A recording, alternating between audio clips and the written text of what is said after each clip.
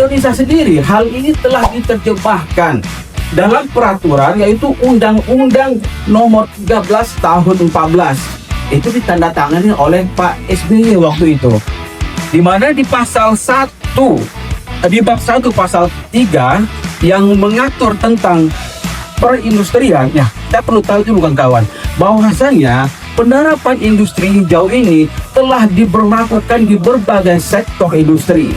Industri pangan, karet, otomotif, semua telah diaplikasikan. Nah, memang sifat ini baru sifat sukarela. Namun, target pemerintah tentang industri hijau ini berkisar antara 10 sampai 15 tahun ke depan harus dilaksanakan. Karena undang-undangnya sudah ada dibuat oleh pemerintah.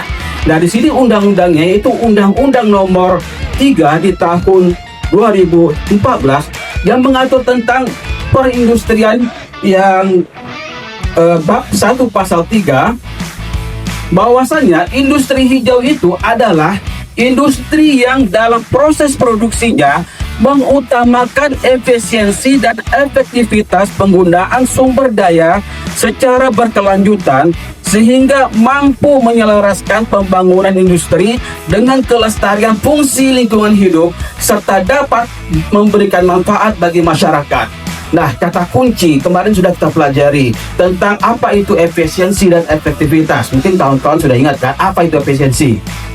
Ya, efisiensi adalah berapa jumlah yang diolah harus sesuai dengan jumlah yang diproduksi. Kalau kurang, berarti nggak efisien.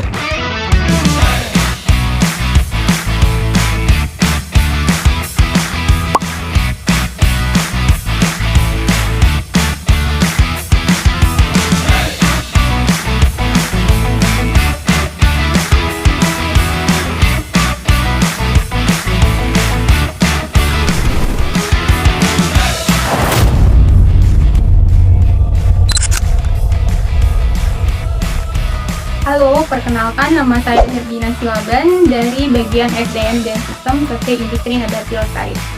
Dari Culture Booster hari ini dengan tema Sustainable by Design dari Regulasi ke Inovasi Hijau yang dibawakan oleh Pak Syamsul Bahri, saya banyak belajar mengenai persyaratan industri hijau yang harus dipenuhi oleh perusahaan industri minyak goreng.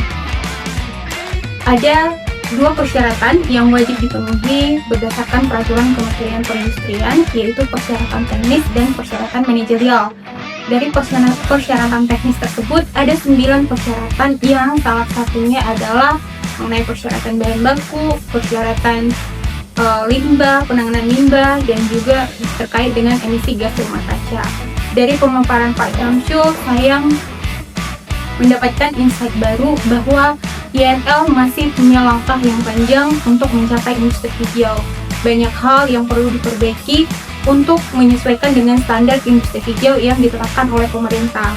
Dari 9 persyaratan teknis, persyaratan manajerial menjadi hal yang paling penting untuk memperoleh sertifikasi industri hijau, yaitu komitmen dari manajemen untuk mencapai hal tersebut.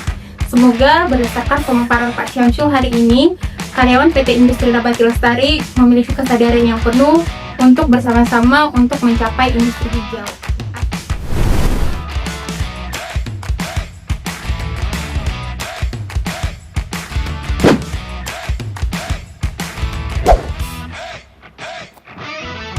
Halo, perkenalkan saya Tommy.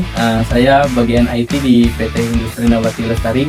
Dari kegiatan Culture Booster pagi ini yang membahas tentang ESG, saya baru tahu kalau standar norma penggunaan bahan baku dan bahan pendukung dalam pengolahan minyak goreng itu diatur dalam peraturan pemerintah. Yang saya dengar tadi dari paparan Bapak Syamsul, ada 9 persyaratan teknis seperti norma penggunaan listrik, penggunaan air, dan yang terakhir yang kompleks itu terkait efek rumah kaca. Itu dalam pengolahan per metrik ton CPO. Persyaratan teknis ini biasanya itu nanti akan diawasi oleh audit internal dan dilaporkan ke manajemen. Itu sekian dari saya, terima kasih.